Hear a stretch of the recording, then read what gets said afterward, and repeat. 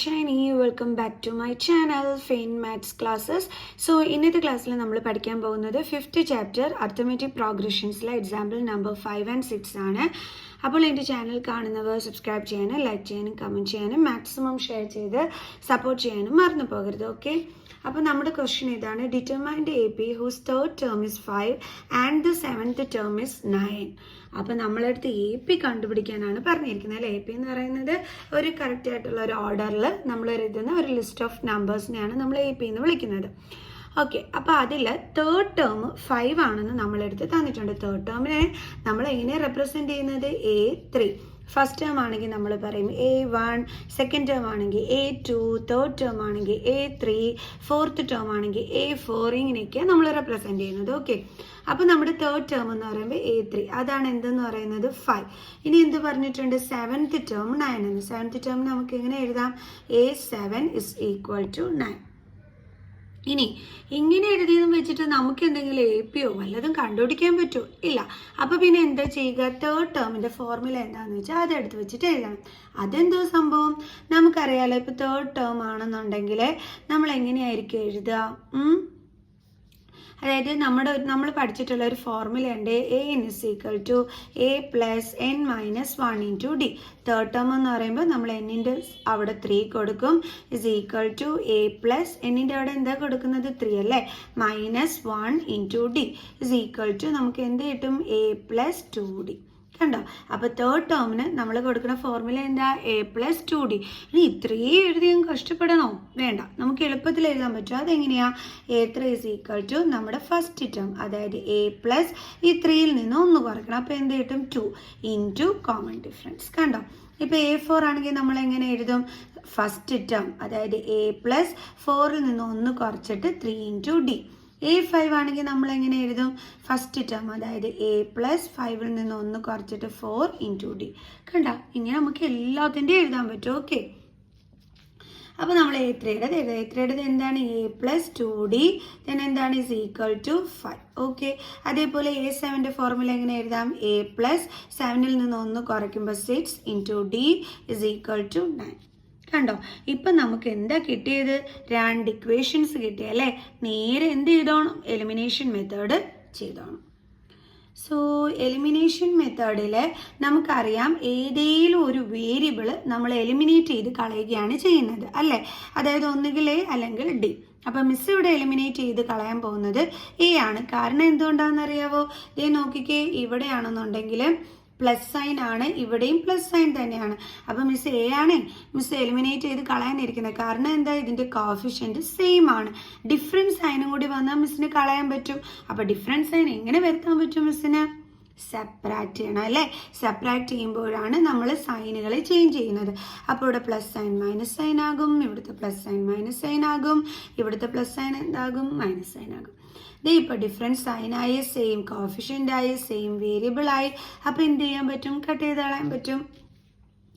ഇതെവിടെ നോക്ക്, ഡിഫറെൻറ്റ് സൈനാണ്. അപ്പോൾ നമ്പേഴ്സ് തമ്മിൽ എന്ത് ചെയ്യും? മൈനസ് ചെയ്യും. 6 മൈനസ് 2 4D.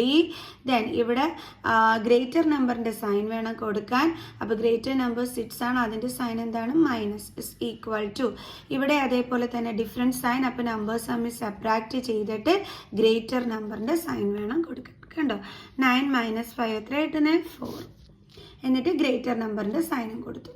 അപ്പോൾ നമുക്ക് കിട്ടിയത് ഇതേപോലെയാണ്. ഇനി നമ്മൾ എന്ത് ചെയ്യണം? ഡിയുടെ വാല്യൂ കണ്ടെത്തണം. D is equal to -4. ഇവിടെ -4D എന്ന് വെച്ചാൽ എന്താ അതിൻ്റെ മീനിങ്? -4 ഇൻറ്റു D എന്നാണ് അല്ലേ. അതുകൊണ്ട് തന്നെ -4നെ ഇങ്ങോട്ട് ട്രാൻസ്പോസ് ചെയ്യുമ്പോൾ ഇൻറ്റു സൈൻ എന്താകും? ഡിവിഷൻ ആകും. Divided by -4. മൈനസും മൈനസും കട്ടായി പോകും. 4/4 എന്താണ് ആൻസർ? 1. അപ്പോൾ നമുക്ക് എന്ത് കിട്ടി? കോമൺ ഡിഫറൻസ് കിട്ടി. ഇനി നമുക്ക് കോമൺ ഡിഫറൻസ് കിട്ടി അല്ലേ. ഇനി നമുക്ക് എന്ത് കണ്ടുപിടിക്കണം? നമുക്കറിയാം ഒരു AP ക്രിയേറ്റ് ചെയ്യണമെന്നുണ്ടെങ്കിൽ ഫസ്റ്റ് ടേമും കൂടി വേണം. എന്നാലേ നമുക്ക് അതിൻ്റെ കൂടെ കോമൺ ഡിഫറൻസ് ആഡ് ചെയ്തിട്ട് അടുത്തടുത്ത നമ്പേഴ്സ് നമുക്ക് ഫോം ചെയ്യിക്കാൻ പറ്റത്തുള്ളൂ. അപ്പോൾ നമുക്ക് എന്ത് വേണം? ഫസ്റ്റ് ടേം, അതായത് നമുക്ക് A വേണം. A എങ്ങനെ കണ്ടുപിടിക്കാൻ പറ്റും? നമ്മളിപ്പോൾ 2 ഇക്വേഷൻസ് ആയിരുന്നു എടുത്തിരുന്നത് ആണല്ലോ. അപ്പോൾ നമ്മൾ എന്ത് ചെയ്യും? ഡിയുടെ വാല്യൂ ഇതിലേതെങ്കിലും ഒരു ഇക്വേഷനകത്തോട്ട് സബ്സ്റ്റിറ്റ്യൂട്ട് ചെയ്യും. അപ്പോൾ മിസ് എടുക്കുന്നത് A plus 2D is equal to 5 എന്നുള്ള ഇക്വേഷനാണ് മിസ് ഇവിടെ തിരഞ്ഞെടുക്കുന്നത്. ഓക്കെ, അതായത് നമ്മൾ A3 = 5 വെച്ചിട്ട് നമുക്ക് A + 2D = 5 എന്ന് പറയുന്ന ഫസ്റ്റ് ഇക്വേഷനും കിട്ടി. A7 = 9 വെച്ചിട്ട് A + 6D = 9 എന്നുള്ള 2 ഇക്വേഷൻസ് ആയിരുന്നു നമ്മൾക്ക് കിട്ടിയിരുന്നത് അല്ലേ. അപ്പം നമ്മൾ എന്താ ചെയ്യുന്നതെന്ന് വെച്ചാൽ ഡിയുടെ വാല്യൂ കണ്ടെത്തിയിട്ട് ഇതിൽ ഏതെങ്കിലും ഒരു ഇക്വേഷനിലോട്ട് സബ്സ്റ്റിറ്റ്യൂട്ട് ചെയ്യും. മിസ് ഇത് ഇതാണ് തിരഞ്ഞെടുക്കുന്നത്. A + 2D = 5.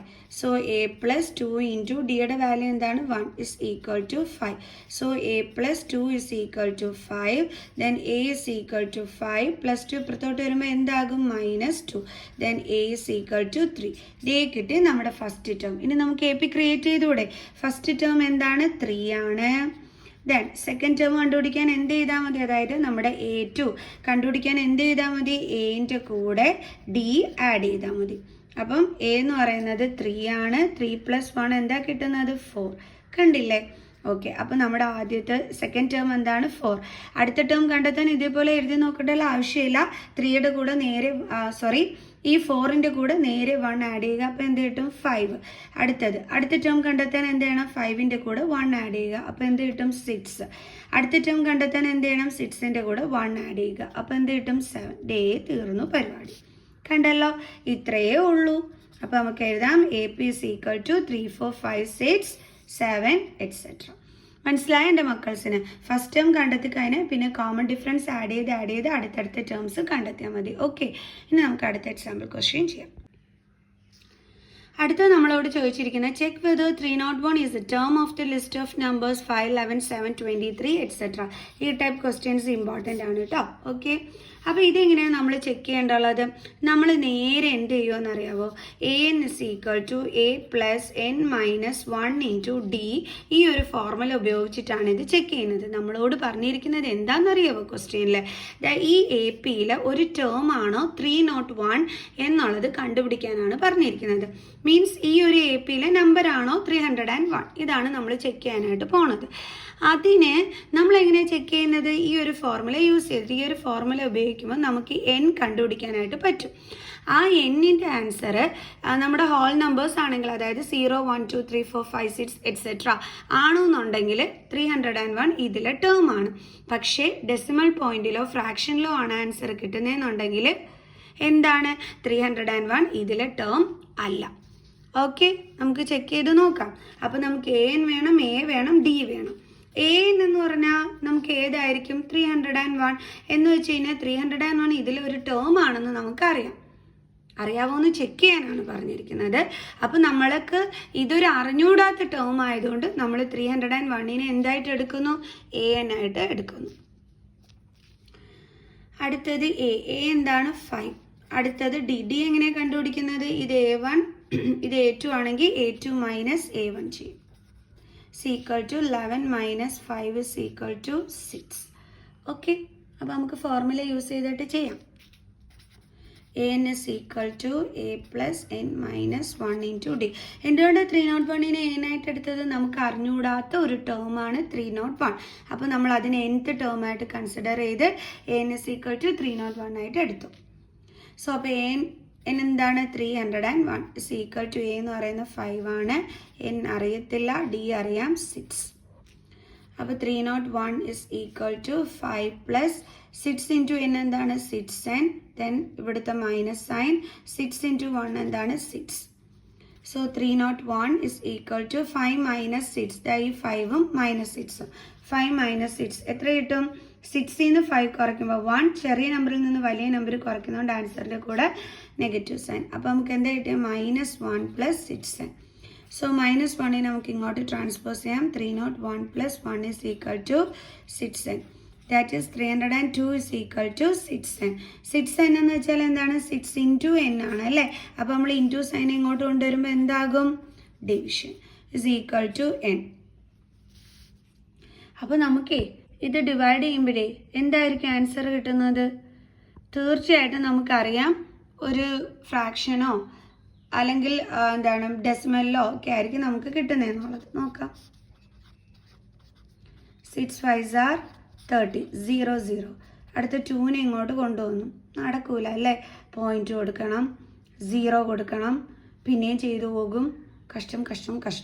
സോ പോയിന്റിലാണെന്നുള്ളത് നമുക്ക് മനസ്സിലായി. അപ്പോൾ അതിൻ്റെ അർത്ഥം എന്താണ്? ഈ 301 ഇതിൽ എന്താണ്, ടേം ആണോ? അല്ല. അപ്പോൾ ഇനി നമുക്ക് എങ്ങനെ ചെയ്യാം? ഇത് കട്ട് ചെയ്യാം 2 കൊണ്ട് അല്ലേ. 2 3s are 6, then 2 1s are 2, 1 5 2s are 10, 2 1s are 2. അപ്പോൾ നമുക്ക് കിട്ടിയത് എന്താണ്? 151/3. അതാണ് n is equal to എന്ന് പറഞ്ഞ് നമുക്ക് കിട്ടിയത്. ഓക്കെ, അപ്പോൾ നമുക്കിവിടെ n is equal to 151/3 എന്ന് കിട്ടി. എന്തായാലും 3ൽ ഡിവിസിബിൾ അല്ല ഈ നമ്പർ. അപ്പോൾ തന്നെ നമുക്ക് മനസ്സിലാക്കാവുന്നതേ ഉള്ളൂ 301 എന്ന് പറയുന്നത് ഇതിലെ ടേം അല്ല എന്നുള്ളത്. ഓക്കെ, പിന്നെ ഇതിനൊരു പെർഫെക്റ്റ് ആൻസർ എങ്ങാനും ടീച്ചേഴ്സ് കണ്ടുപിടിക്കാൻ പറഞ്ഞാൽ നമുക്കൊന്ന് ചെയ്യണ്ടേ? അതുകൊണ്ട് മിസ് ചെയ്ത് കാണിച്ചു തരാം. 3 then 151, 5 3s are 15, 0 then 1 താഴെ കൊണ്ടുവന്നു. അപ്പോൾ 3നേക്കാട്ടി സ്മോളസ്റ്റ് നമ്പറാണ് 1 അല്ലേ.